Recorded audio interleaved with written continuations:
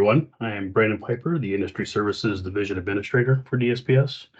Good afternoon. Thank you for joining us for our winter webinar. We hope you'll find the topics shared here today to be informative and worthwhile, and you walk away with something hopefully after that you didn't know before you got on the call. So to get things started, I am going to hand it off to Alfred with the Department of Health Services. Alfred, are you there? Yes. Hi. Good afternoon. And thanks for inviting the Division of Quality Assurance to share a little bit about the memorandum of understanding between the Department of Health Services and the Department of Safety and Professional Services. Joining me today are two of our leaders in our Office of Plan Review and Inspection, Farkruten and Holly are here as well. So and I am joining and presenting on behalf of our division administrator who was unable to join us today. So if we can go to the next slide. Uh, the purpose of this, again, as I mentioned, is to talk about the plan review responsibilities that are currently being conducted by DSPS or the local municipalities, but we want to talk more about bringing that responsibility over to the Department of Health Services. Next slide.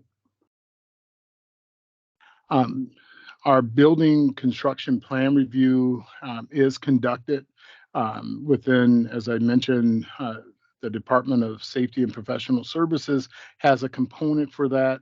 Um, when you think of the Department of Health Services, we have a significant component of looking at our regulated settings, so healthcare providers or suppliers.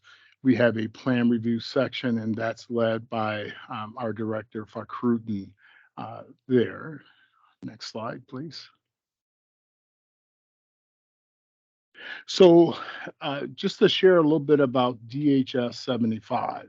DH75 is for our substance use and mental health providers. It's designed and it was just updated, I believe, in 2021, and it had a component of this physical plant requirements that were embedded and taken from our DHS 83 requirements. DHS 83 is for the community-based residential facilities. So when you think of that, it speaks to not only the room sizes, common and dining living areas, but the fire protection systems, sprinklers, smoke detectors, the construction type. It has all of that. So it really was designed and developed to make sure that these buildings would perform as folks are receiving care, treatment, and services within those settings. So the rationale. So right now you have two different agencies that have some responsibility for ensuring that these buildings perform as they should. You have again the Department of Safety and Professional Services, and then you have us. We have a specialty in this area of looking at that. We have on the screen, you can see CBRFs. We have that specialty there. And the rationale here is to align along with our other provider types to bring that into alignment with our other work. Next slide. So DHS 75 does not require, or does require, I apologize, those facilities to meet sections of DHS 83. Um, we have some state statutes, Chapter 50, Chapter 51. Specifically, 50 gives us that plan review authority to conduct this review. And this, as we look to bring this in under DHS's authority, just again, is an alignment.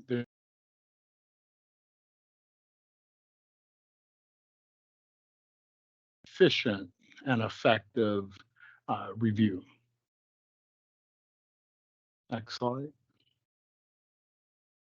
So our current memorandum of, excuse me, our current memorandum of agreement between our two departments does not include this new regulation set that's been put into place. So that's the purpose of developing this new what we call memorandum of understanding, which is truly the ability for DSPS to give its statutory authority over to the Department of Health Services to conduct its reviews. So just briefly, as I mentioned, the current process has everything going to over to DSPS or the local municipalities. Our staff, after a location or when a location submits an application, our staff will review that application.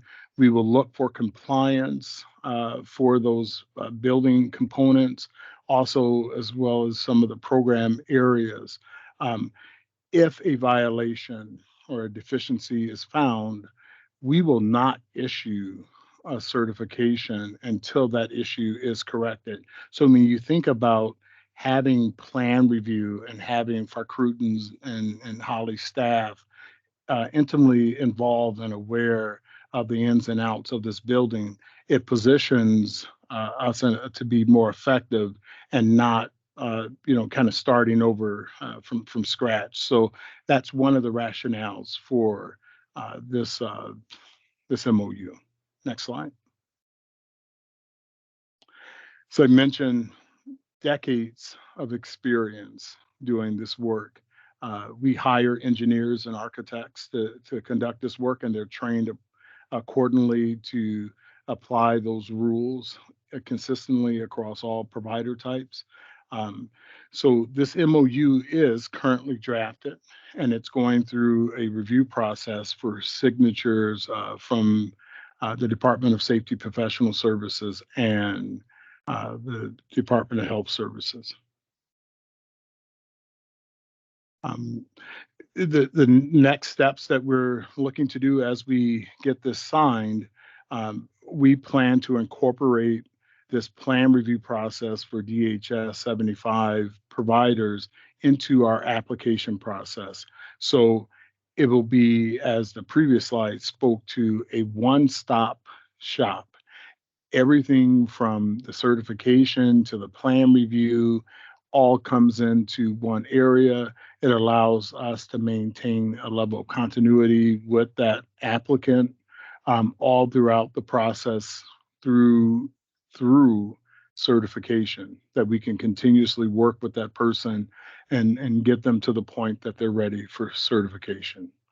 We also are, if you go back to the other slide, so we also are looking at opportunities for, in the future of what more can we do as we evaluate this regulation, the plan review options, and all of that. So there could be some other options in play.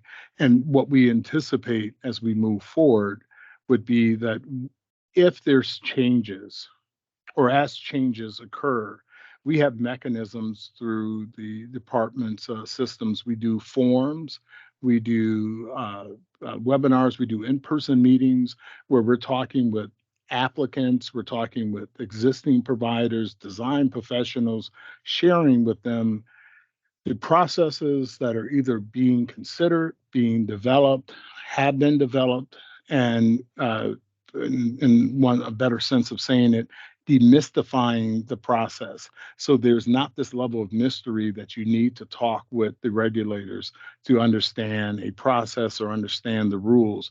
We want to do everything we can to put that information out, if it's on our website or if it's through training events, to really help the those that are compliant or those that are building settings to fully understand the rules that are there. So those are some of those options that we're looking at.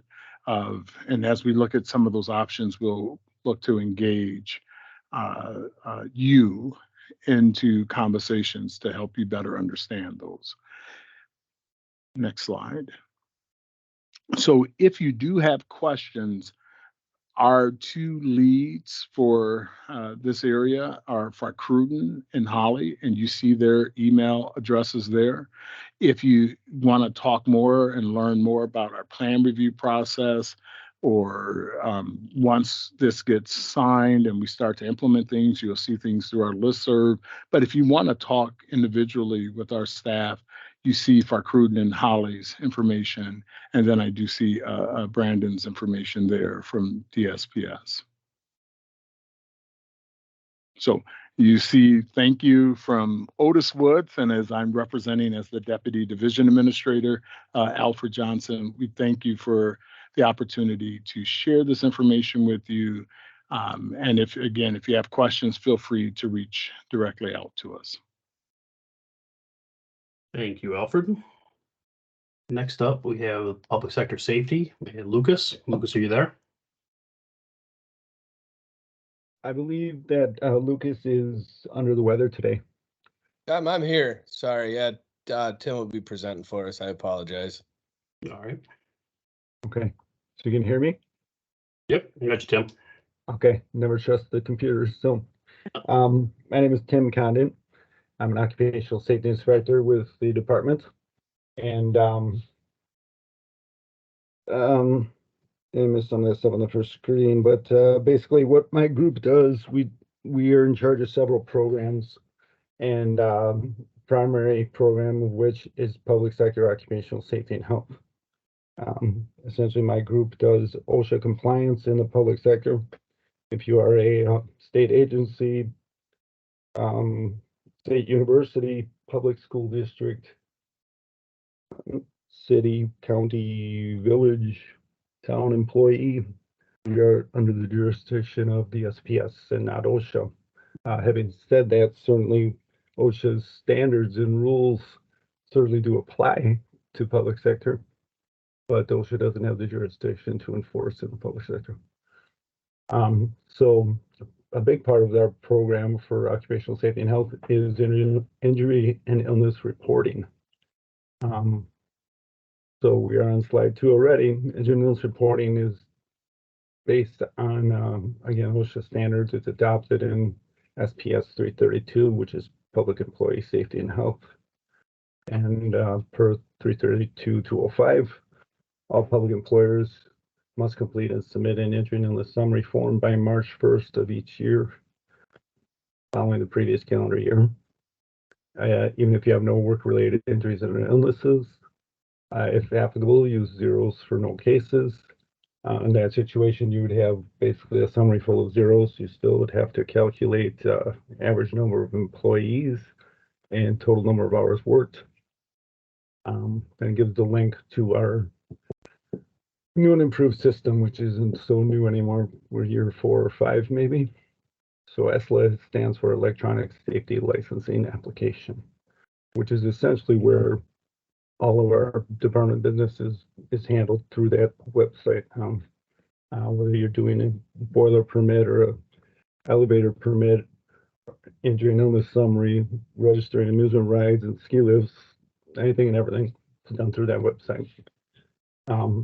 So part of the implementation of that is going to electronic formats. So your paper and fax copies of your summary forms are no longer accepted, and we do require that they are done through the ESLA system. And next slide, please.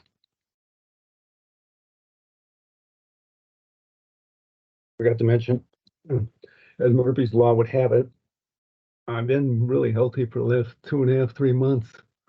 But as Murphy's Law would have it, I woke up with a little bit of congestion and throat issues. So if you hear me do a more awkward than normal pause, I'm probably just taking a drink of water. So this is what it's all about. This is a sample summary page. And again, the public sector version is called SBD-10710, which rolls right off the tongue. It is essentially a plagiarized version of an OSHA 300A summary. It's a public sector version of an OSHA 300 summary. And there's not really a ton of detail to talk about on that. The summary itself is pretty simple. Let's go to the next slide, please. So what I did want to get into, though, is we have a reference document on our website, which is called that, the SBD packet. There's our website there, tsps.wa.gov, and that packet essentially is it's the Cliff Notes of injury and illness reporting. It covers things like statutory requirements and definitions that are used within the system, provides a framework for determining what a reportable injury and illness is. It gives definitions of medical treatment versus first aid. Actually, we'll get into that a little bit more in a couple slides down the road here. There's also a flow chart that can aid you in determining reportability, which we'll also look at the example of that. It has a sample injury illness log. We will get into that a little bit later as well. And then last page of it has formulas for calculating those two numbers we talked about briefly before, the average number of employees and total number of hours worked. Those formulas are based on an average employer having 100 employees. So if you are a small village or a township or something like that, those formulas are quite literally next to useless. But if you're in one of those situations, you reach out to me or to one of my coworkers, and develop some great ways to shortcut that and do your best guesstimates for employees and number of hours worked. Let's try the next slide, please. The next three slides will be print screens, just how to get to that injury and illness packet document I've been discussing here. So this is our home screen. You go to programs, see they're in the orange rectangle. Then you would click on A through Z program list, and we can go to the next slide, please. A through Z program list, scroll down on that page to public sector employee safety and click on that. And then we'll get one next slide. So this is the, excuse me, the forms tab within the program page for public sector employee safety and health. There'll be 3 tabs. See with a form in the gray there, there'll be 3 of them: forms, publications, and frequently asked questions. You go to the forms tab, the middle document is what we're talking about.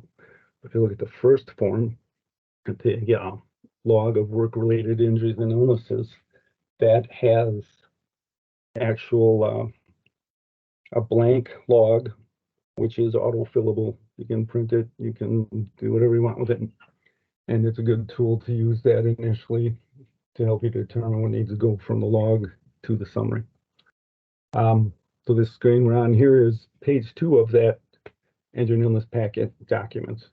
And I want to put this on here just because page 2 is so important as far as weeding through any cases you may have come up.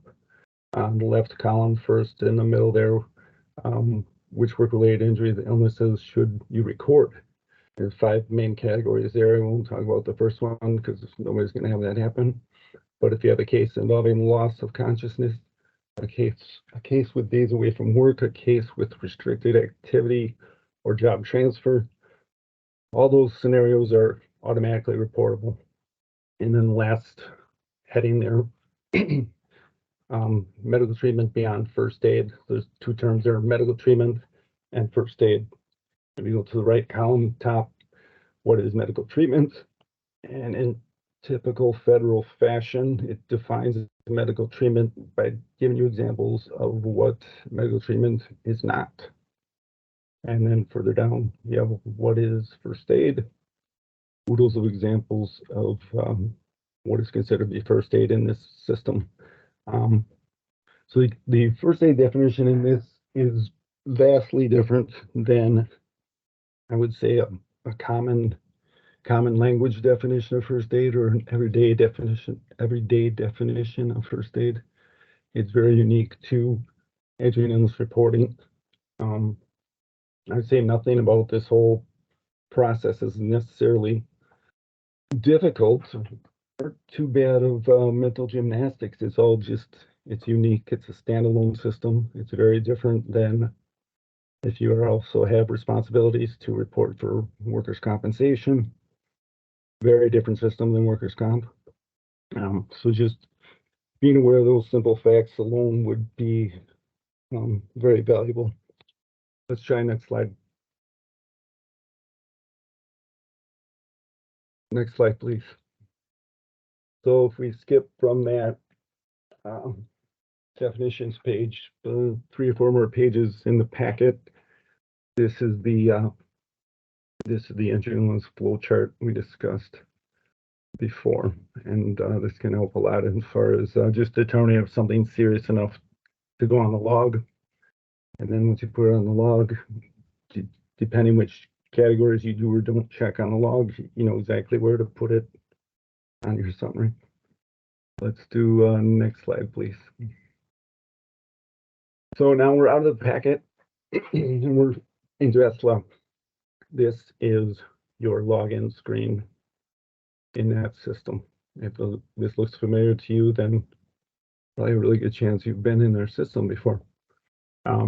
If that's the case, let's go back if you can. You've been in there, it's easy. You know, your email address, password, like any other system, any other web page in the world. If you're not sure, again, I beg you and I plead with you, reach out to your regional inspector or me. If I search your email address, I can tell you very, very quickly whether or not you have a user profile built in our system or not. And if you don't, we can determine which of those boxes on the left we want to have you start under. But it can save you a whole lot of aggravation and save us both a lot of time if you just reach out to us initially and get you going down the correct path to start with. Next slide, please. So assuming you are an existing SLA user, this is your landing page or your dashboard. So in the upper right would be your name. This is a hypothetical profile here. Last name tester, first name DSPS. This person, this slide came from a school presentation. So this person may have had a whole bunch of other responsibilities. You see, they have under their permits, they have a boiler permit, they have a elevator permit, commercial conveyances elevator. And then at the bottom, you see an engineering illness report. Let's do the next slide, please. So when this system was built, somehow the engineering illness, little water. Somehow the engineering illness summary was termed as a permit. As you see at the red flag there, or red arrow. Next slide, please. So to start your entry, you make sure you're on the permit tab, so the white highlighted tab there, and then go to new application as the arrow dictates. Then your application selection. When you go to this page, first 4 from the bottom 4 tabs won't be there. You do select application permits and then program area. Once you select public sector employee safety, the rest of those will pop down. And the last one, you select your account, which would be town of whatever. If you click on that and there's no town there, again, there's a theme developing here. If you have no accounts there to select from, contact your regional inspector.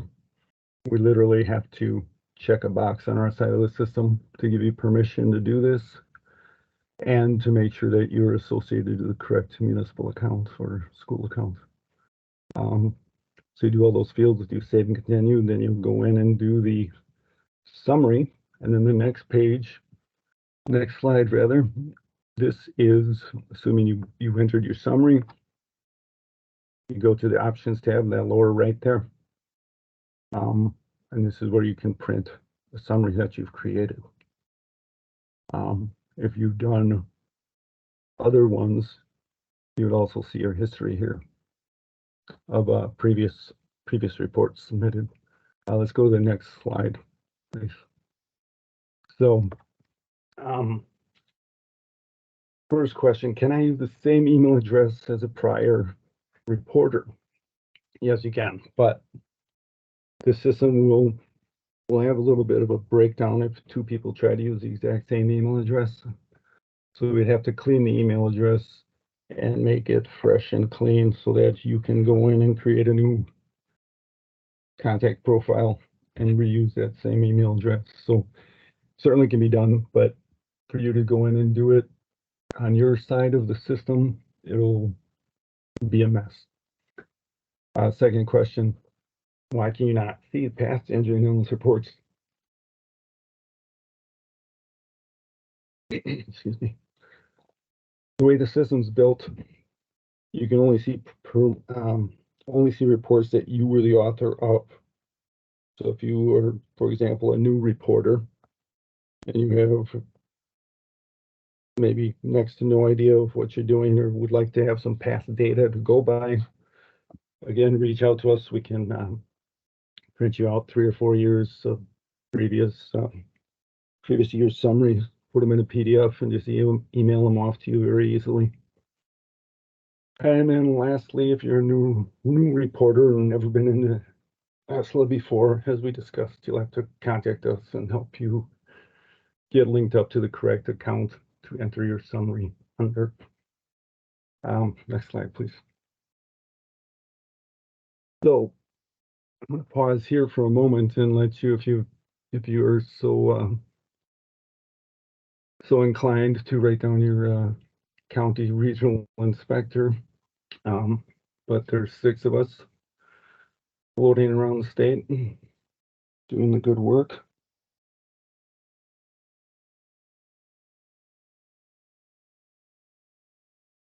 And we can go maybe to the last slide, please.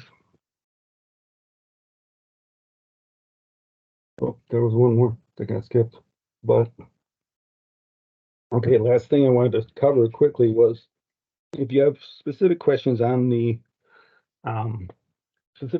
what we talked about today, you might be better off contacting me than your regional inspector, because like we started reading a novel today and the rest of the inspectors aren't in class today, and you want to talk about what's going on in chapter 10, might be better to just contact me directly. And then also want to do a quick brief PSA with regard to Wisconsin State Lab of Hygiene. They have a interagency agreement with DHS, Department of Health Services, and they are providing consultation services for public sector employers on all kinds of things, PPE, on air monitoring, noise monitoring, all kinds of wonderful things. They have a service line request. Phone number for that service line request is 608-262-6763. Again, that's service request line for public sector consulting, Wisconsin State Lab of Hygiene. And they are still also working with the WISCON program, WISCON. WISCON primarily deals with private sector consulting. WISCON's number is 800-947-0553. I'm sorry I didn't create a quick slide for that stuff, but I believe that's all I have. Thank you. Thank you, Tim. And next up with polling, we will have Mike McNally. Mike, are you there? Yep, I'm here. Can you hear me? Yep. Good. All right, thanks, Brandon. So my name is Mike McNally. I'm the section chief for the plumbing program. We have actually two presentations for you today. I'm going to just do a high-level review of some of the things in plumbing that are going on, and then we have one of our plumbing plan reviewers out of the Green Bay office, Ron Soki, that will be doing a further deep down dive of the plumbing code that came into effect. Next slide, please, Etta. So the big topic in the plumbing world is obviously we have a new plumbing code if you're not aware of it as of yet. On October 1st of this year, we did approve a plumbing code package, and the package had various codes in it, such as SPS 302, 305, 381, 382, 383, and 384. The new code updates include examples such as increased bacterial control options in healthcare facilities, some nationally recognized standards for water reuse. We have some energy efficiency enhancements and the addition of tankless water heaters. Ron Soki's presentation will go into further deep down dive of some of the things that are some of the bigger things that are in effect with the new plumbing code package. As part of this release, the department offered a brief grace period for the related licensing exams, such as the master plumber, the journeyman plumber, all the plumbing credentials. The exams were administered under the old code throughout October. Exams began being administered under the new code as of November 1st, 2023. Next slide, please. One of the things that Ron is going to hit on in his presentation, but just so that everybody on the call is aware, because of this new plumbing code that went into effect, there will be no grace period for newly submitted plumbing plan reviews. The plans that were submitted to DSPS on or after October 1st will be evaluated under the new code.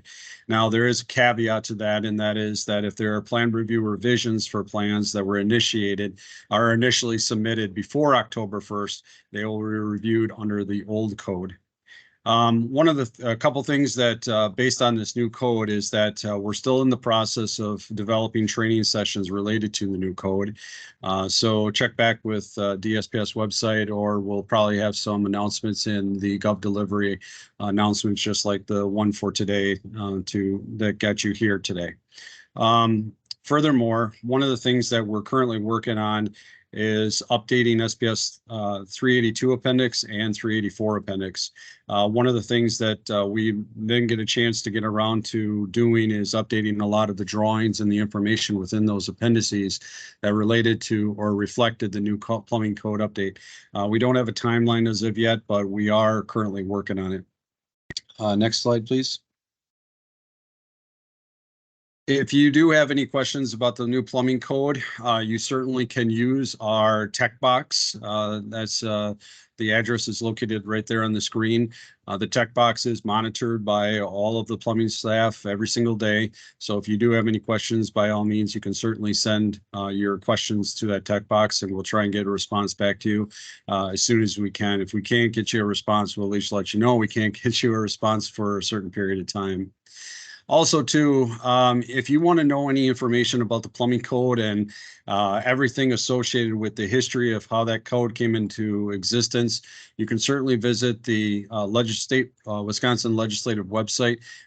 It was located under Clearinghouse Rule CR 23-006, and in there, there is the URL right on the screen there. You can certainly take a look at all of the history of the documents associated with that administrative code rulemaking process. Next slide, please.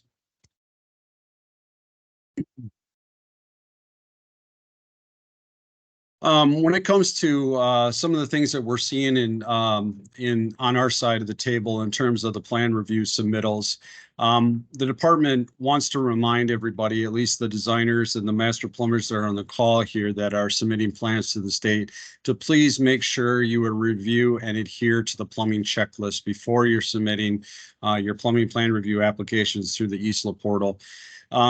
Adhering to the plumbing checklist including making sure all the required submittal information is there.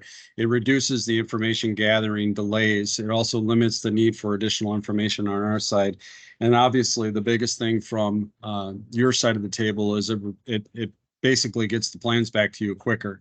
The URL for the plumbing checklist is on the bottom of the screen. It is also located on our plumbing plan or our plumbing website.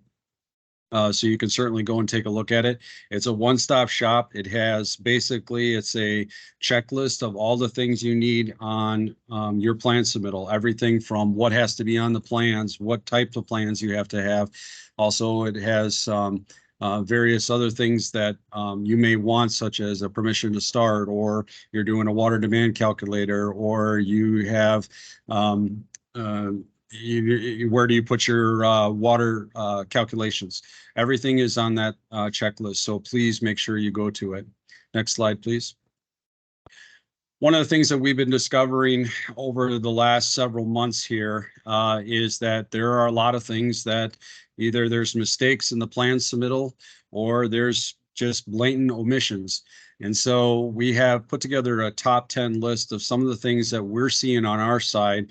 And I'm not going to go line by line on this list, but you can certainly see it on the screen for yourselves, such as water calculations are missing. We're missing cut sheets. Signatures aren't on there. They're not properly signed by the appropriate design professional, so on and so forth. Now, this information will be located in our DIS newsletter that will be being submitted by the department here shortly. So you can certainly refer back to the DIS checklist to take a look at what are some of the common mistakes and omissions that we're seeing on our side that inherently leads to additional information, as well as not getting your plans back in an appropriate time. Next slide, please. Department wants to remind everybody that we still have 2 plumbing plan reviewer positions open. We have one in the northwest part of the state, and you can see the counties there, and one in the south central part of the state. Both of these jobs are located on WisJobs, so you can certainly go to WisJobs. You can actually type in those particular job IDs, and you can take a look at all the information associated with those particular positions. One thing to note is that both positions do require a master plumber license at the time of the application. And the last slide before I turn it over to Ron Silke is just a snapshot of our district map. You can see we have all 4 corners of the state covered, and we have the list of our employees up there in the left-hand corner. They are available, so if you do have any projects going on and you need help, or you got a plumbing question on a project in that district, you can certainly reach out to any one of the individuals that are listed for that particular district. In addition to that, we also have my contact information, our bureau director's contact information, and we also have both of our tech boxes. We have one for plumbing, which I had listed on the one of the first slides of this presentation, as well as if you are working on a pool, because all of our staff also do pool inspections as well. That is all I have for just a high-level overview of the plumbing program. I will now turn it over to Ron Silke, and he will provide a glimpse of the changes to the plumbing code. Thanks, Mike, for the introduction. I'll take control.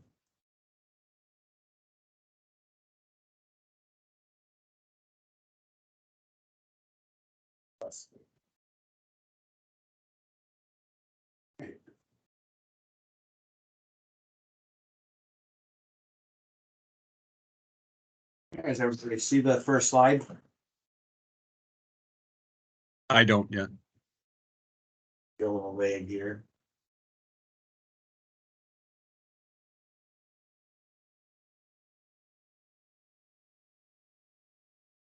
What about now, Mike, by chance? No, I do not yet, Ron. Oh, hold on.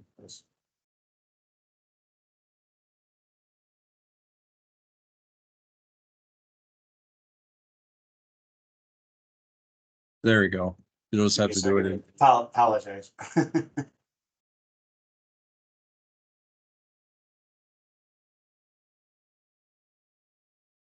There we go. Sorry about that, folks. Okay, this will be a glimpse of the You don't have to. 2020. Oh, you see it? I only see your desktop, Ron. There we go. There it is. Okay, Thank all you. right, sorry about that, folks. You guys, good afternoon. Glad everyone showed up who made it to this meeting. I appreciate it. So this will just be a glimpse of the 2023 Wisconsin Plumbing Code update. And like Mike was saying, the plumbing code was long overdue for an update. There was a few oversights, which we'll discuss during the slideshow. And I encourage everyone to go to our website and take a look at the new code, because this is, like I said, this is just a glimpse and I'll look down into it. It's not in depth as much as I'd like it to be based on our time frame and our audience, but we'll get started here. So let's get started with some new definitions. We got air admittance valve on there. That's new to the code. Healthcare facilities, that was an existing definition with some new meaning.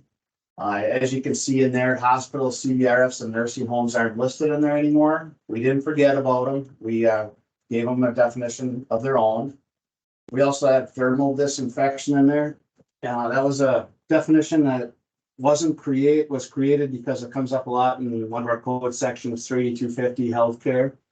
And we were referencing that terminology always, but we didn't have a definition for it. So now we put some wording to it and some definite temperatures that we always had in the code. A little easier to reference as for the submitters and also for the designers and the plumbers out there in the field. All right, believe it or not, we never had a definition for lavatory, so now we do. And we also have a definition for public lavatory.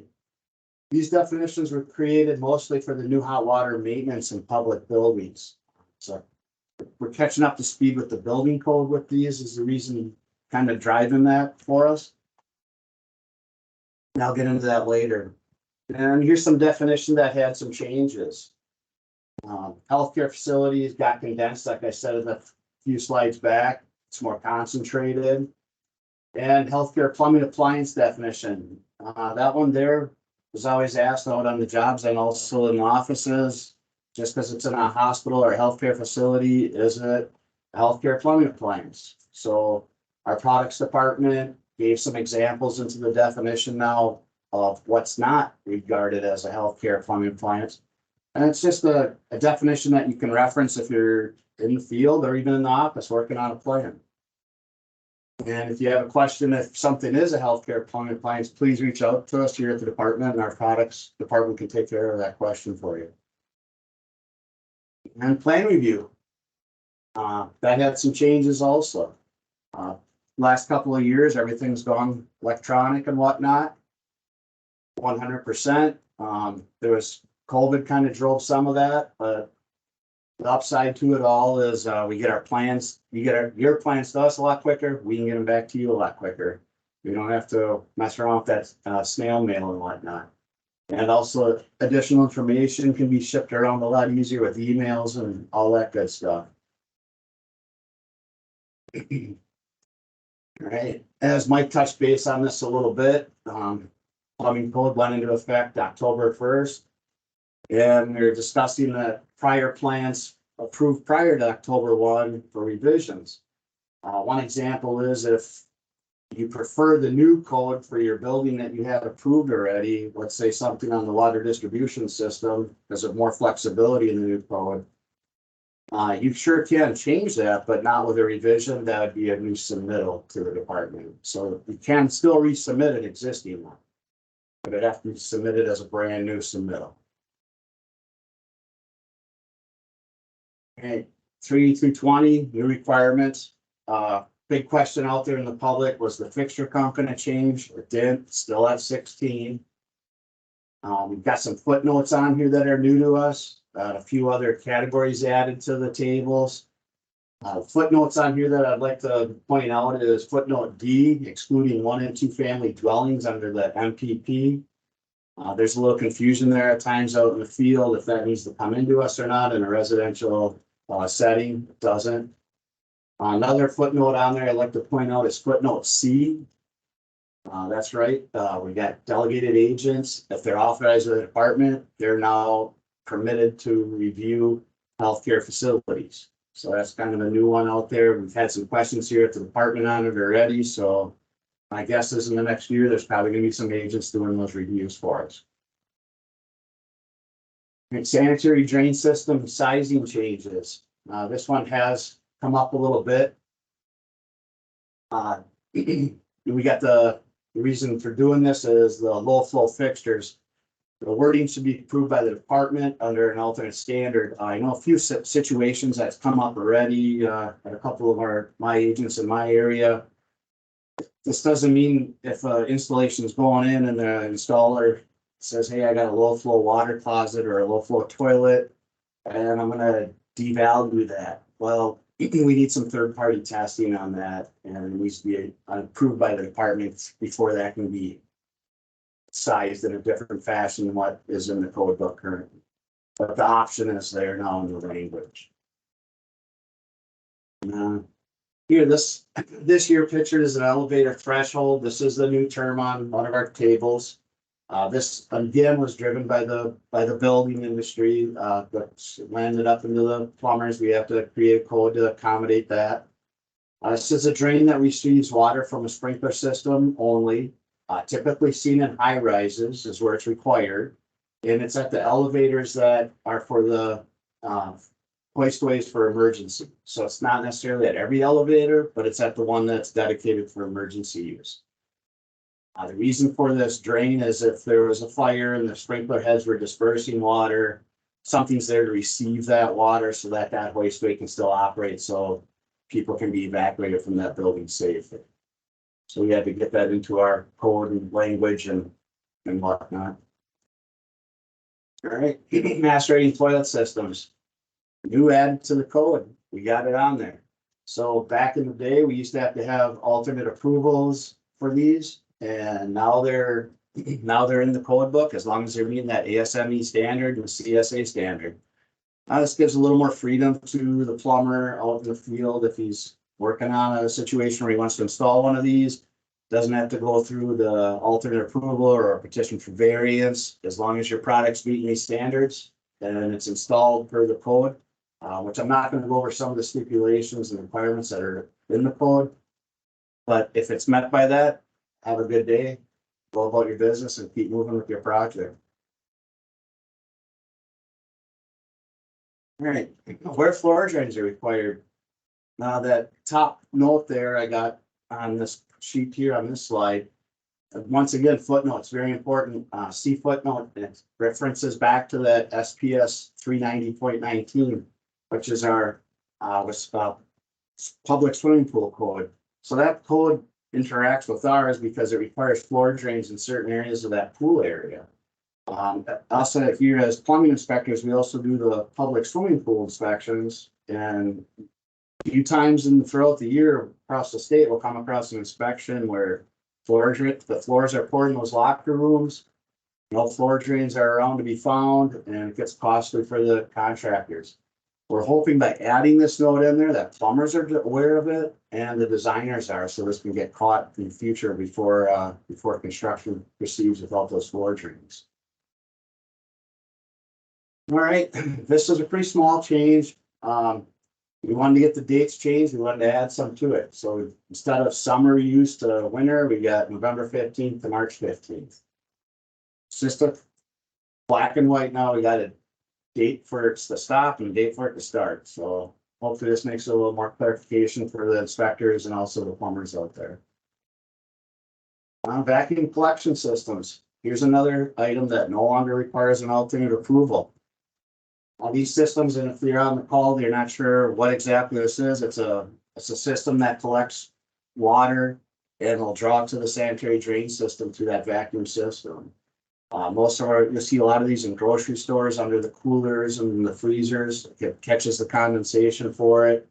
It makes it ease for these customers that have these type of facilities to remodel without tearing the floor up. And another place we see these is correctional facilities, bathrooms, like in the cells. So that way it can create no inmate can create a nuisance by plugging the toilets and vacuums it right out. And we got an approval. Now it's not an approval required anymore. It's in code. All right, moving along to vents and venting systems. We had a few changes here. in wording on these code sections here. It's just a more flexibility given out to the installer where we didn't see where there's some stipulations in the prior code. Approved by the department now has some parameters. We have that extension through the wall is approved by the department. It's now in the code language. Final limitations departments between D and E parameters. So this illustration probably shows a little better, and this hopefully will end up in our appendix. If we take a minute, look at that middle drawing on that on where the soffit is, and it shows that 5 foot below. There's been some questions on this already. If that vent pipe needs to extend past the soffit, yeah, at that point. Well, if you're down that 5 feet, it doesn't have to. And then if it's past it, as long as it's past the edge of that soffit, that 5 foot's not required. And that hopefully clarifies it for some of the plumbers on the call. Air admit valves finally codified. 25 plus years it's been on an alternate approval, and it's now in our code book. Once again, there's a list of requirements in our code that I'm not going to go through that has to be followed. They're identical to what the alternate approval was. So if everyone's acclimated with using that approval when installing these, nothing's really changed. Just keep following the requirements in the code. And into 38232 traps and direct fixture connections. Trap primer tailpiece, long time not permitted here. It is now permitted in the state of Wisconsin, as well as the barrier type trap seals. So that's kind of a new thing here. That's a big deal for us here at the state of Wisconsin. A lot of our neighboring states were permitting these, and now we got them in our code. The one that goes on the tailpiece, the 1044, just a reminder to the inspectors on the call and the plumbers that tubing still has to be 38430 drain material. So most likely you're going to see copper, and that tubing does have to be at a 1/4 inch to the foot pitch. So it's still, something we have to be watching out in the field on our inspection and also for the installation on these. What size trap for replacement residential shower? Here's a DSPS alternate that we've had out there for probably about 10 to 15 years. And this here will give some freedom. As residential use, here's the parameters set. Does this code apply to hotels and apartments? There's a lot of questions we get. Yes, it does. It's still a non-public, and the definition spells it out that way. Something else to touch base on, plan review. If you got 16 or more of these being changed out, like in an apartment or a hotel, that is considered plan review requirement at this time. New measurement for bathtub and floor type fixtures. So here we used to have the old code at 15 inches. Now that can be 18 inches. As a plumber out in the field at one time, I know that this is going to give a lot of flexibility to those installers out there. And we're just modeling a lot of the other codes in this part of the country, this code. Lavatories are still at the 15 inch. That's a wall outlet fixture. And 1 and 2 family restrictions. Added language here. This was the intent, from what I understand, in the first place, from some of my former employees that worked with me here that were on some of the original code updates that have moved on. So this was just some word language cleanup that we had to get into the code. And this hopefully will give some flexibility to some of these homeowners of what can discharge these to that sanitary, or to that clear water cell. New receptors. Once again, this is for health-based, directed towards existing healthcare facilities. If you read through these, you can see what we got going on here. We got like letter C there. The dialysis department or dialysis equipment. Now they can use rather than providing a receptor, they can use one of those other device fixtures as a receptor. Here's something new. I don't know if everyone's seen these yet, but ventless clothes dryers no longer need a petition or a dedicated receptor. The ventless closure are becoming more and more common in large apartments and condo complexes. Just take note on the stipulations, 1 gallon GPM max, so no large capacity ventless dryers. Also the 2-inch standpipe requirement, so if it's an older complex that's got these going in, that tailpiece is only 1.5 inches, or that standpipe, petition will be required to have that installation. And then this is that, we talked about it earlier, elevator threshold drains. This, like I said, it's a new code to sync with the building code. Only applies to high rises, which is 120 feet or greater in height. Now, they can install them in lower buildings if they choose to, but they still have to follow the codes. Most likely, we're not gonna see these very often in the state of Wisconsin. We don't have that very many tall buildings. Indirect waste piping, bar and soda fountain sinks. New hand wash sinks located behind the bar area may discharge through indirect waste piping. Just to be clear, this does not mean a hand wash sink located anywhere else in that restaurant or bar may be indirect waste piping. Then it has to be a direct connection, fixture connection.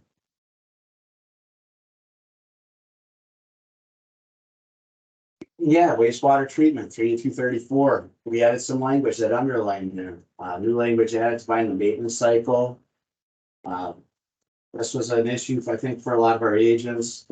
Grease interceptors far too often were getting installed and they weren't thought about until the drain was plugged, and that was probably 2, 3, 4 years down the road. So now it's given the code language, our municipalities could say, hey, you got to follow the code. It's 90-day or per manufacturer's instructions. Maybe it's sooner than that, depending on the device they're using.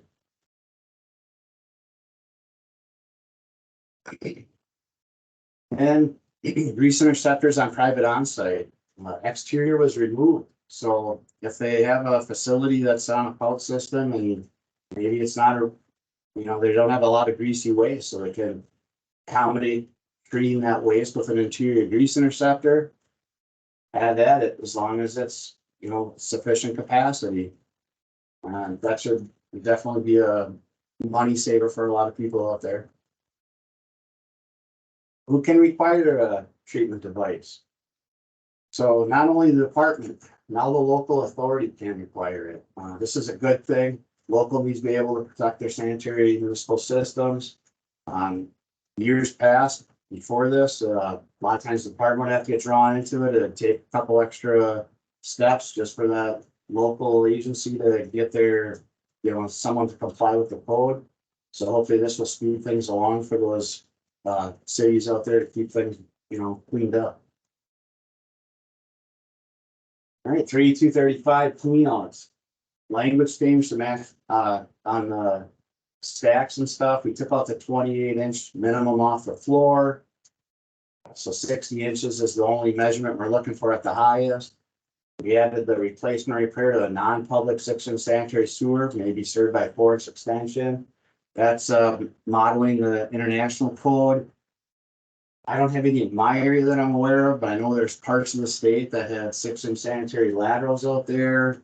It's a little easier for some of those plumbers, installers to just bring up a 4-inch cleanout, maybe in the yard or even in the basement of a home or a building.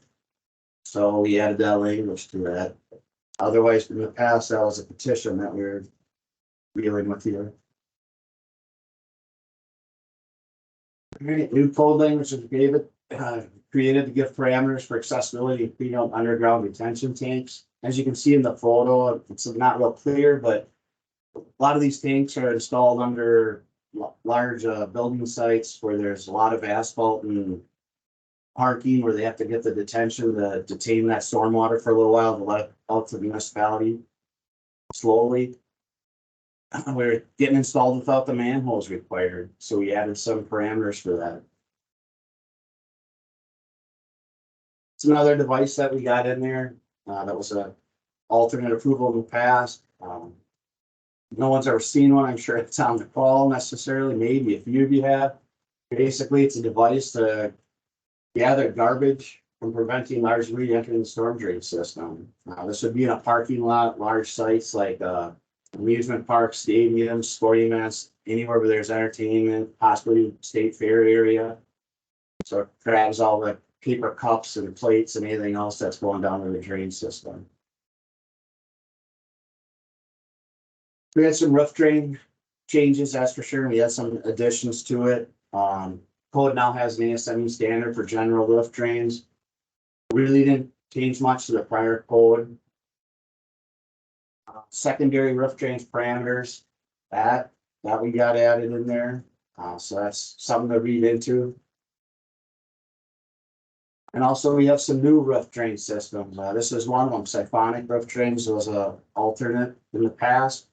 Now it's in the code. I don't have it in this slideshow, but also controlled roof drain systems. I know they're being installed out there. I don't know as much on the siphonic, but I know the controlled roof drains are. 32365 stormwater and clear water subsurface infiltration. That in general is a newer subsection in the Wisconsin County State Code within the last 20 years. We added some parameters in there, which are good. We got some footnotes in there, which we're reviewing it on to meet the standards of the DNR. So now we got the 1002 standards in there, the 1003 and the 1004 in our footnotes. We're talking to designers and plumbers out there. We're referencing those continuously. And where is it in the code book was always the question. Now we have them in the code book. So we can, hopefully they can research that or we can give it to them. And now it's a little easier to understand if you're designing one of those type of systems. Yep, sanitation facility and camping grounds. We had new language added requiring the wash down water for drain receptor must be located at least 50 feet from potable water system, water supply system. Our reason being, prevents the potable water supply from getting contaminated from the dump station waste. And you got the campers using that to rinse out their black water tank. We sure don't want them using that same hose to be filling up their freshwater tank.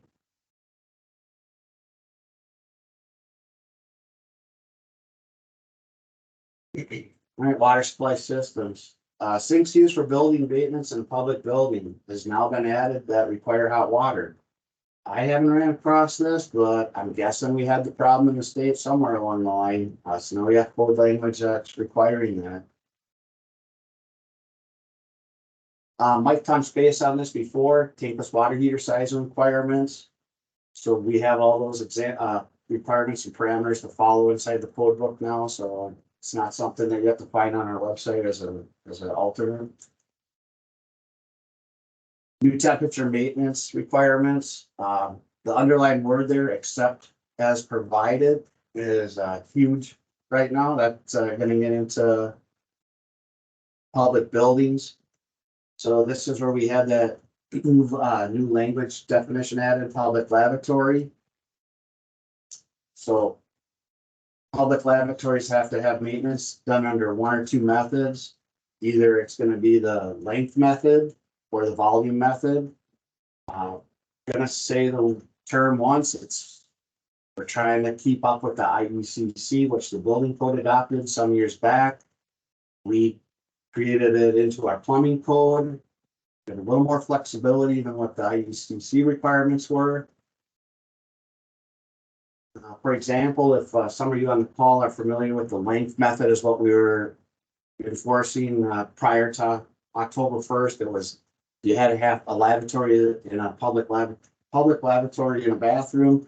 You had to recirculate or have a heat source within 2 feet. If you can see the screen on the 1/2 inch now, public lavatory faucets, you can be as far away as 6 feet using the length method. So it's a little more flexibility than what we were using in the past with code. Here's the volume method. You can use this also if you choose to. Working it out both ways. The length method is the shorter method, but we adopted both of them out there.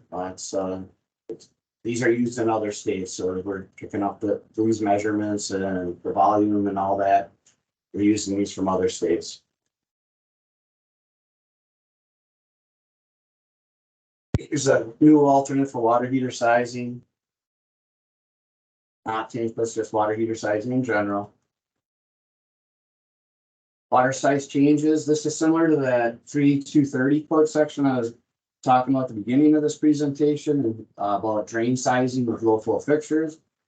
We also accept if you're professional permitted energy engineered system for different water sizing. Once again, it's gonna have to be approved by the department, and we're gonna be looking for a third party. Currently, we do have a water sizing method in the state that is an alternate that we are accepting. It's called IATMO, the water demand calculator. Most plumbers that are doing new multifamily systems out there are aware of it and are using it. New minimum water distribution size. The minimum fixture supply connector now can be as small as 1/4 inch in diameter as long as it fits in these parameters in this code section here. So it's a 0.5 water supply fixture unit, and the developed length has to be less than 25 feet or less. So lavatories, possibly a drinking fountain, so you can be down to as small as 1/4 inch. That's a big deal for a lot of us out there. Where this code can be applied also is you could even do 3As. So if you had to do that public lavatory on 3As, instead of being up to 6 feet away, I believe if we go back to that length of measurement, a few slides. If you're running your 3As, now you're 12.5 feet from your hot source. So that means you're maybe in the ceiling, or you don't have to go run down that wall just to get that return line to that public lavatory for on the hot side.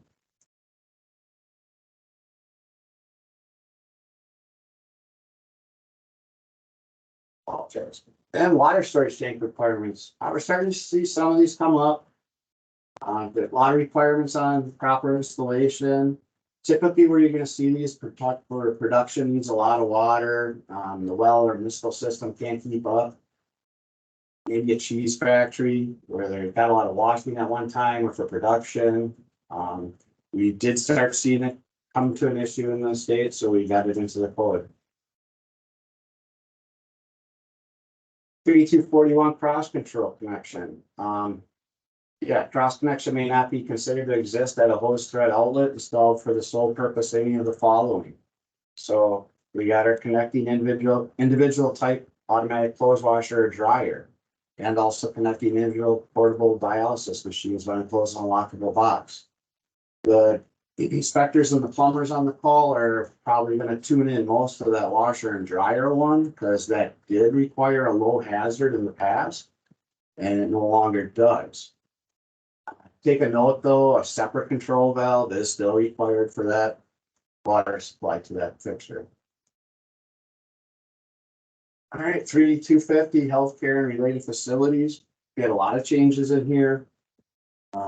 Spouts and actions, laminar flow faucets. Spouts are now required in hospitals, CDRF, inpatient hospice, and nursing homes. So that's a big deal if you're out there doing a job site and it's approved after 10/1. It could get pretty expensive for the customer or the contractor if you don't have the right faucets on the job site. So as plumbers, keep an eye on that. Some language changes in spouts and actions. Got splitting, creating 2 subparagraphs A, and also added B and C. Hopefully a little clarification when following through the code and trying to meet the requirements that we're requiring here. Water temperature accessible to patients. We've got some language added here. Changing on circulated water. This is a big one. So hot water distribution saline in constant circulation. Now, if you read the code section in detail yourself, may not exceed 3 feet when using thermal disinfection. So if you're using chlorine or another means of bacterial control, that means you can go back to the 25 feet, because the reason being is we're banking that you have the residual met at that fixture point. So if you're using the traditional method of thermal, you have to circulate within 3 feet of that fixture. Basin showers and faucets. New code requirements, pressure balance and thermostatically controlled. Here's another big note. A lot of CBRFs out there I've seen over the years going in with limit stops. Limit stops are prohibited now. no longer acceptable in the state. And we put into the code a list of other hot water disinfection changes and examples. So on these links here, you can click.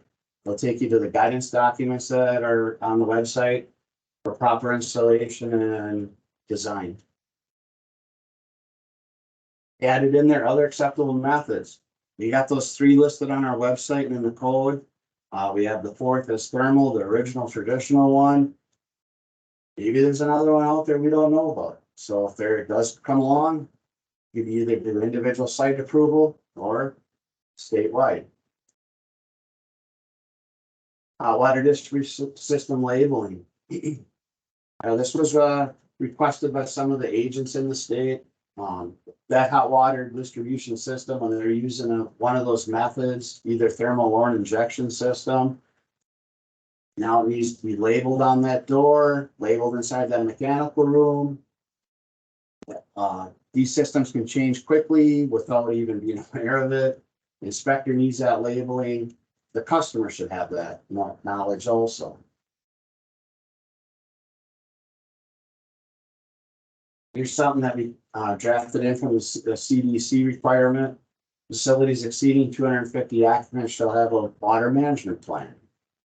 It's a great idea. What happens if there's an outbreak or something, or the water's falling or something? What's your plan? What are you gonna do? This hopefully giving saves to people's lives or create little ease when there isn't a situation.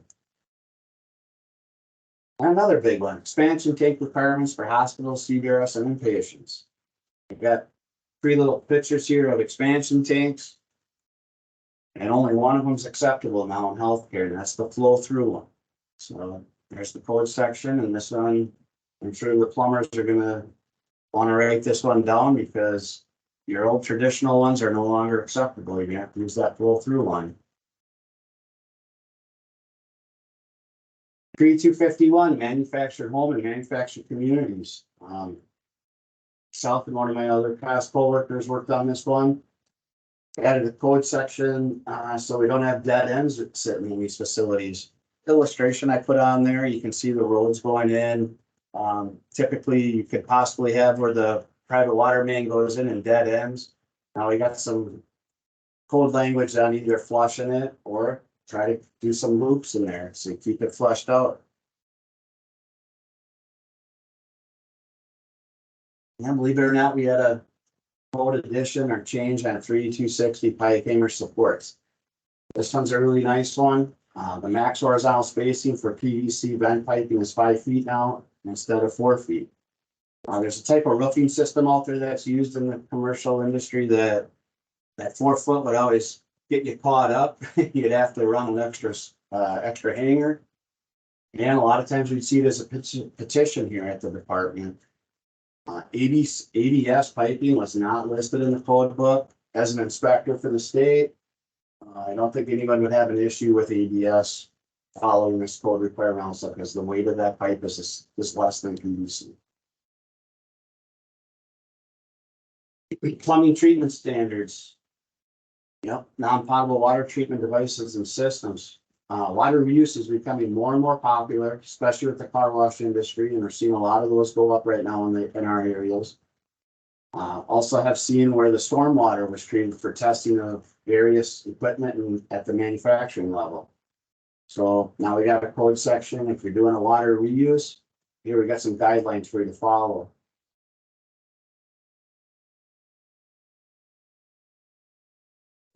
It did include all the reference to standards. Take some time to look through the new tables in the code book. A lot of new items were updated and standards were. Also, there was 150 new standards added to our updated code, so got a lot of good things in there. As you can see, we got the macerating toilet listed that I talked about earlier. The air admittant valve standard, the trap seal primers listed.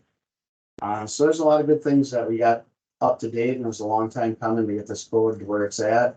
I know there's a few flies in the window, but we'll get through them. All right, appreciate everyone's time today, and thank you for stopping in and joining us at our meeting here. I thank you for letting me speak. listed here, like Mike had on his, the DSPS Plumbing Tech. If you got any questions, please email it over to us. I appreciate your time. All right, thank you, Ron. Yep, you're welcome. Next up, we have Kim Schmidt with Boiler Registrations. Kim, are you there? I am here. Thank you All right, very thank you. much. Good afternoon, everyone. I'm the section chief for the boiler and unfired pressure vessel program. Today, I'll just be doing a quick review of the requirements pertaining to registration and permitting of newly installed boilers. So boilers are regulated under Administrative Code SPS 341. The scope of 341 applies to boilers and pressure vessels in use at places of employment, public buildings, and dwellings. It's important to note that boilers and dwellings are exempt from some portions of 341, which we'll get into later. Section 3 simply states that 341 essentially covers all boilers and pressure vessels. Next slide, please. The enforcement of the boiler code is done by DSPS and in the city of Milwaukee by their neighborhood services boiler program. Next slide, please. All boilers and pressure vessels are required to be registered with DSPS, with the exceptions listed here in paragraph B. We will go over the exemptions from inspection in a future slide here.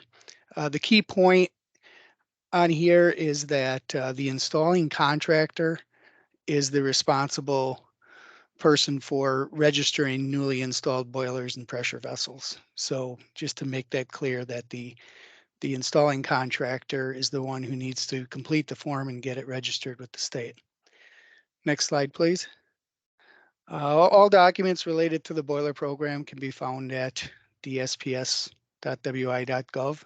very similar to the other programs, including the registration form, which is the SBD 6314E.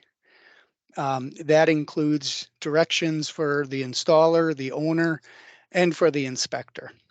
So it's recommended to look on there quite frequently, as the form does get revised from time to time as people make suggestions for changes. Next slide, please.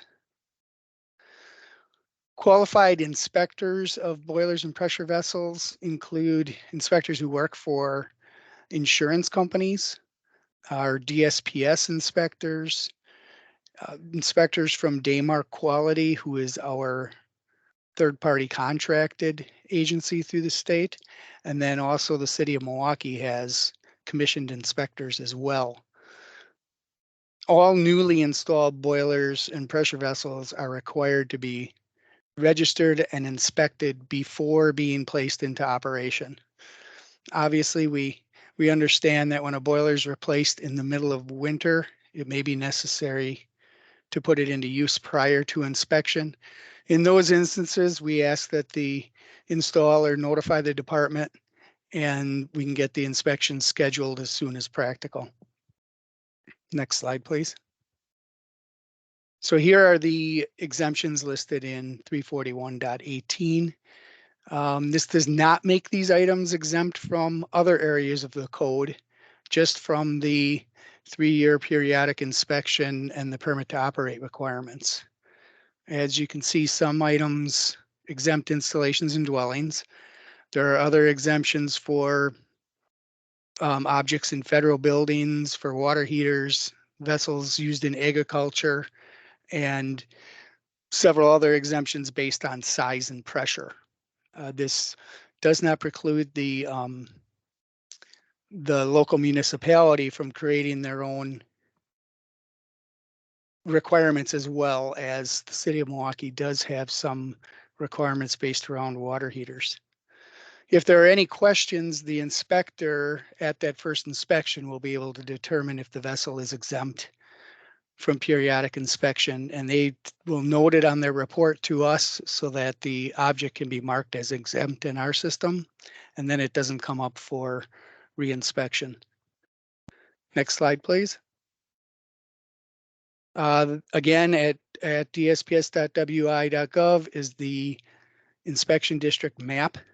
This is for boilers and vessels that are at sites which are not covered by insurance nor located in the city of Milwaukee. So everything not covered by insurance nor in the city of Milwaukee is covered then by this map, which is all of the Daymark inspectors by district. Next slide, please. Finally, on this subject, the owner is responsible for scheduling the periodic inspections needed to maintain their permits to operate. Power boilers, which are typically used in processing or power generation, are inspected annually, while all heating boilers and electric boilers, smaller boilers, as well as unfired pressure vessels, are inspected and permitted every 3 years. So again, you can refer back to dsps.wi.gov for additional information, and you can contact myself and my staff with any questions. So as fate would have it, I am also the section chief for the elevator program. So I'm going to quickly go through the some of the requirements in addition to, or in relation to conveyances. Next slide, please. So we'll start with the definition of an elevator. This has come into question a few times, most recently with a lot of the new technology that's coming into the market. My staff will typically use the term conveyance so that it's a little more inclusive of all of the items we regulate, as a dumbwaiter, moving walk, inclined lifts wouldn't necessarily fall into the elevator definition, but they are regulated. Next slide, please. So an elevator starts with product approval. So the all regulated conveyances are required to go through this process, which is typically submitted by the contractor or the manufacturer. They submit engineering information that we review, and it guarantees the safety of the design, materials, and components of the elevator or conveyance. Next slide, please. Most conveyances are required to go through plan review. Here's a quick list from our website.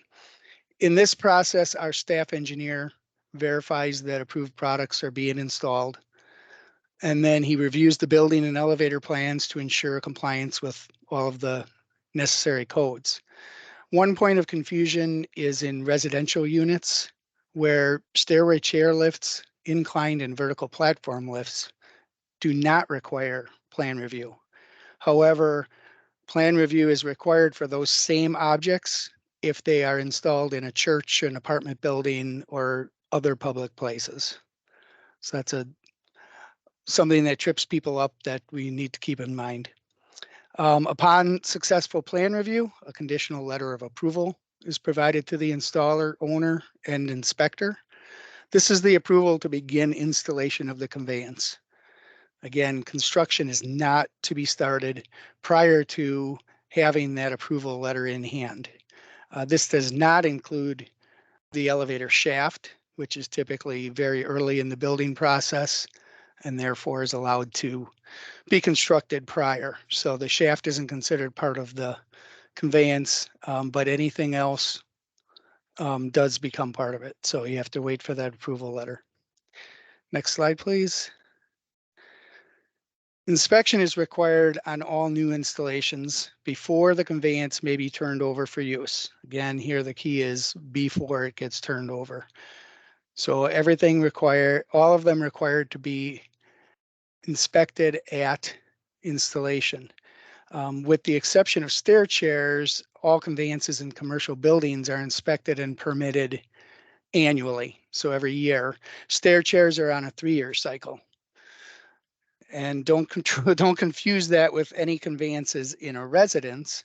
In residences, they're only inspected at installation and then are exempt from any periodic inspection.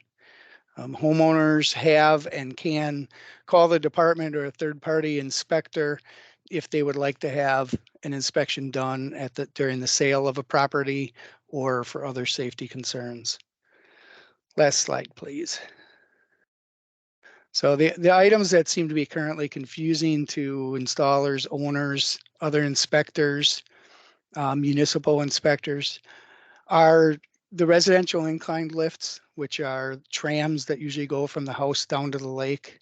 The newer versions of residential elevators we're seeing, such as vacuum tube units that look like something out of the Jetsons, and then stair chairs in public buildings. We're finding many of these types being installed without the necessary plan review and inspection. And so therefore we ask that, when in doubt, give us a call. We would much rather answer the question up front instead of having to order the removal of a newly installed conveyance. And finally, as with all other programs, you can visit dsps.wi.gov for additional information. That ends my portion of the update. Thanks for attending.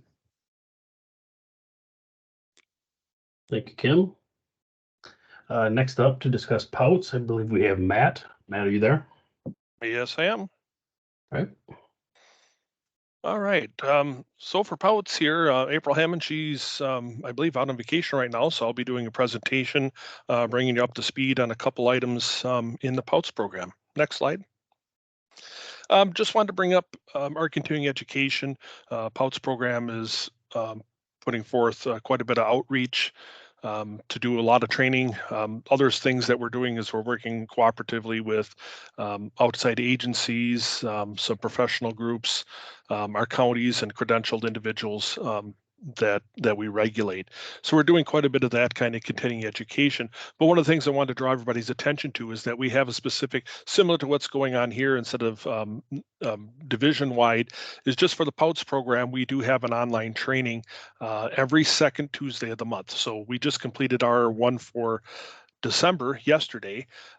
So that's 9 o'clock every morning, every second Tuesday. So it's specifically just on POUTS things, updates. We do have guest speakers come in from time to time.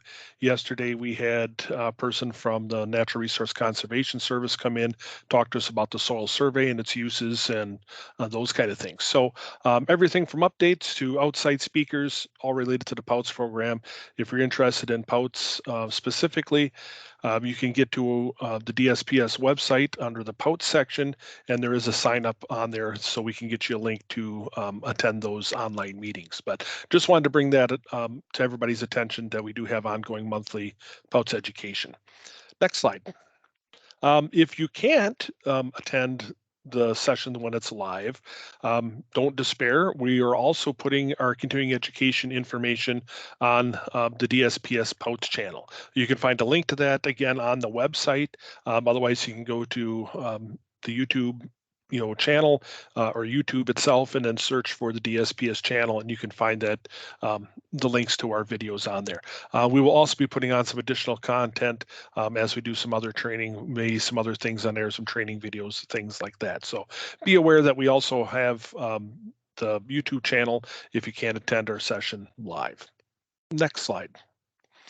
The biggest thing that we've had occur in the POUTS program, I mean, we're doing sort of a year-end wrap-up. I'll have more to share at the next quarterly meeting. But right now, we had 2 positions that were granted to us through the budgetary process, and we also had 1 position through retirement in the District 1. So we had a couple job vacancies that we were able to recently fill. Next slide. So in here, with our POUTS vacancies, again, District 1 field position was vacated through retirement. And then we had 2 plan reviewer positions, and those are going to be filled as a home position.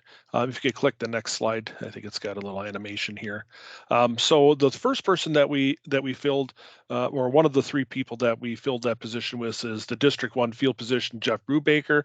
If you notice the graphic in the background, our districts changed due to location. Jeff is based out of the Wood County area, Wisconsin Rapids. So to encompass his district, we had to do a little bit of, trading card game. We traded some counties around with some of the district folks to help optimize, driving time, windshield time, and locations. So districts did change a little bit. Again, if you're interested in this, and also I didn't put the other contacts for the other districts, they have remained unchanged. But if you want to get that information, you can get that off the DSPS website under the POUT section. But Jeff is the new contact person. He's handling District 1. He's again based in Rapids, but in Wood County, and then handling the new District 1. And if you could advance the slide here. The two new plan reviewer positions that we have is Heidi Eide. She is remote position up in the northwest part of the state. She was hired on November 6th, the same day as Jeff. So she is doing plans and helping us address a backlog of plans that we had sort of at the end of summer here, and we'll be in better position, as going through the next year. And in addition to that, we have another person who has accepted the offer, but until they're onboarded, we're not going to make the announcement of who that person is yet. Just make sure everything goes nice and smooth and we don't have any hiccups. But his anticipated start date is going to be January 16th. So again, the next update we'll have that, and I'll have the full contact information for everybody on there. But we're really excited to have a new district person to help us out in the field, and also now we'll have two new plan reviewers, which are the two new positions according to the budget to help us out with plan review. So we're really excited to get everybody up to speed and trained, and be able to hit the ground running for next spring. But otherwise, some things that are going on a POUTS program, audits will be coming up. We've got the new positions. We'll have more training. So we'll have some more information to share with you at the next update. But that's what we have for now. And I think that is the end of my slide presentation. All right. Thank you, Matt. And next up, we have Sarah. Sarah, are you there?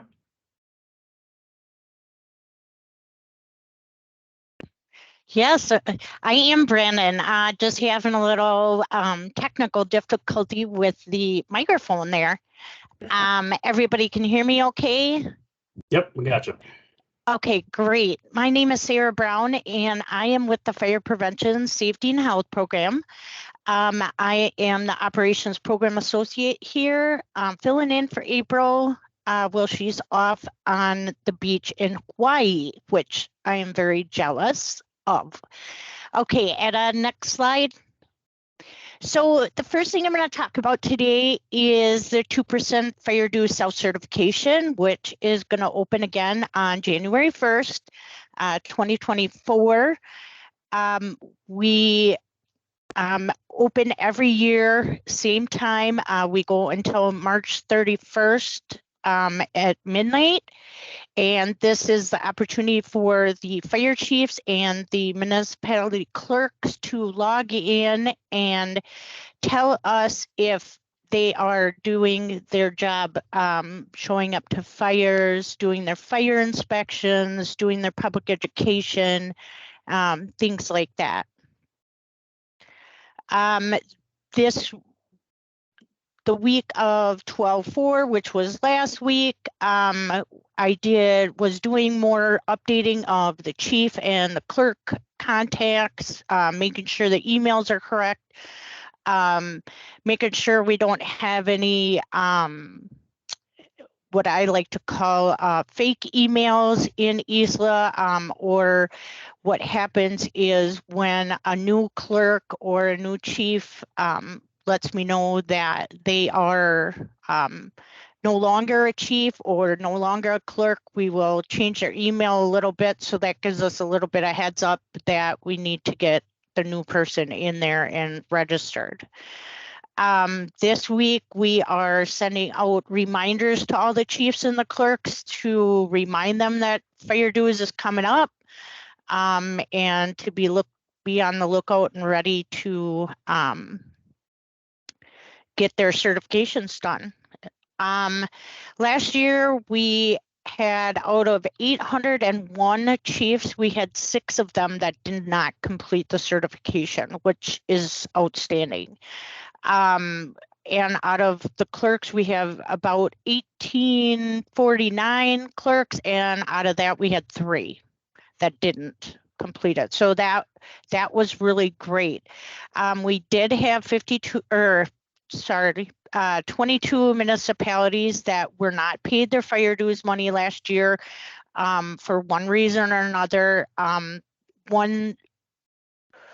Why we don't pay them would be they have to have a what we call a 2-year fail. So for 2 years in a row, they have to either fail an audit, not complete a self-certification, things like that, in order to not be paid. So we really don't like to not pay them, but if they don't comply with the regulations, then we at least give them 2 years to make sure that they comply with them. Next slide.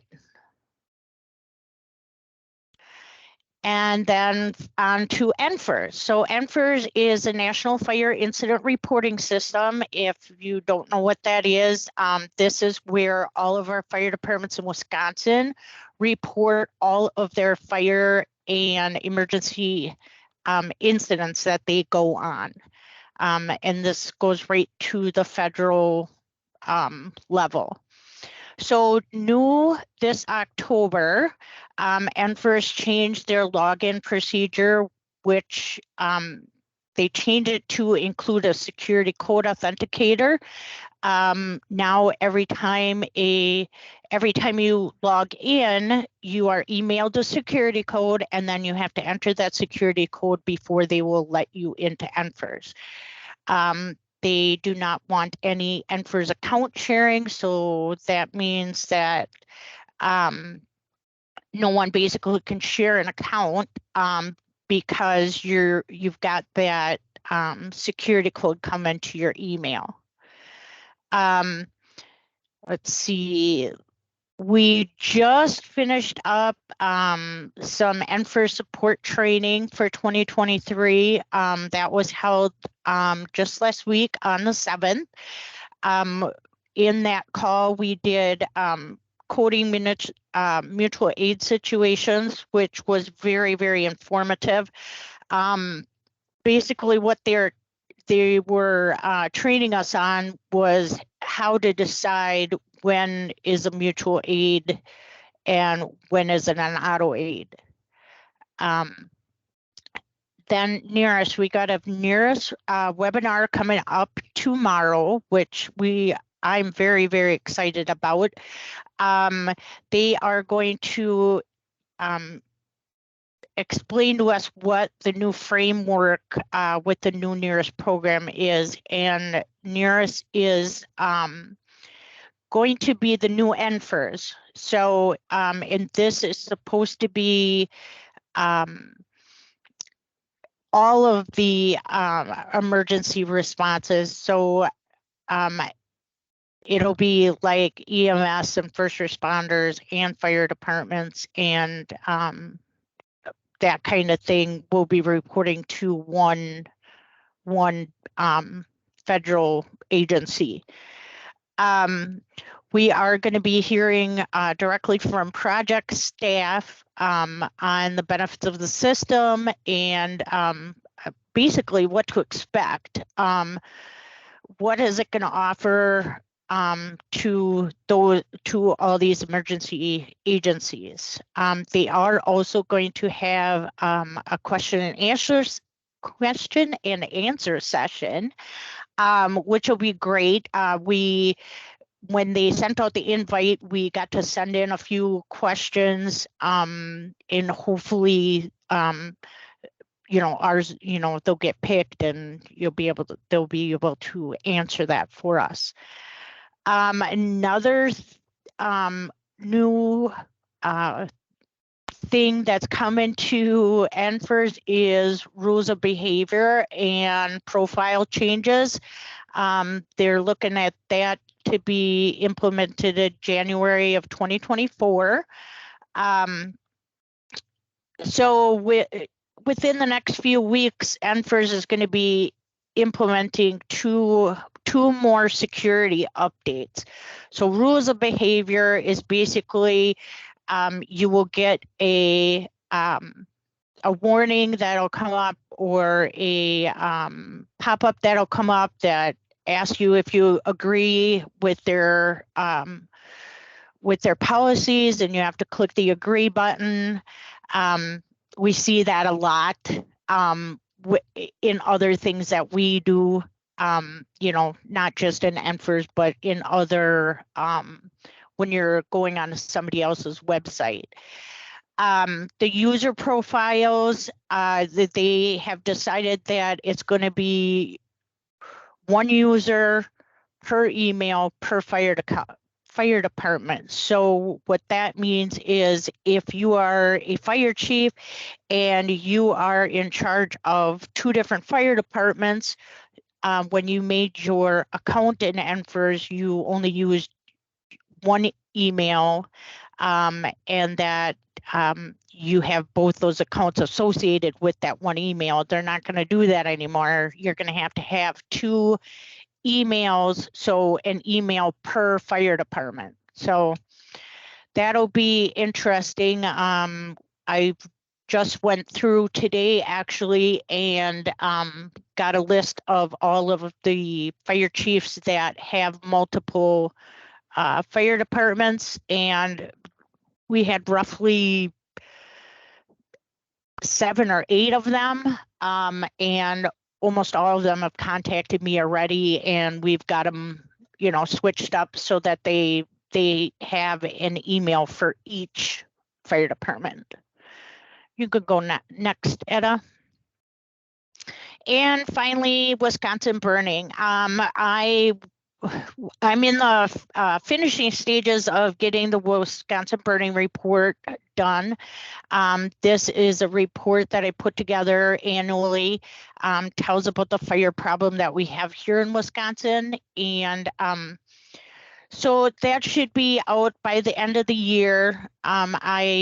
As soon as I get the editing done and then get the approvals from upper management, then you should be seeing that. And I usually send out a GovDelivery email telling the clerks and the fire chiefs and everyone who's signed up in GovDelivery for any fire related topics that the burning report is available, and it's always on our website. If you wanted to go back and check out some of our Wisconsin burning reports, they are all on our website.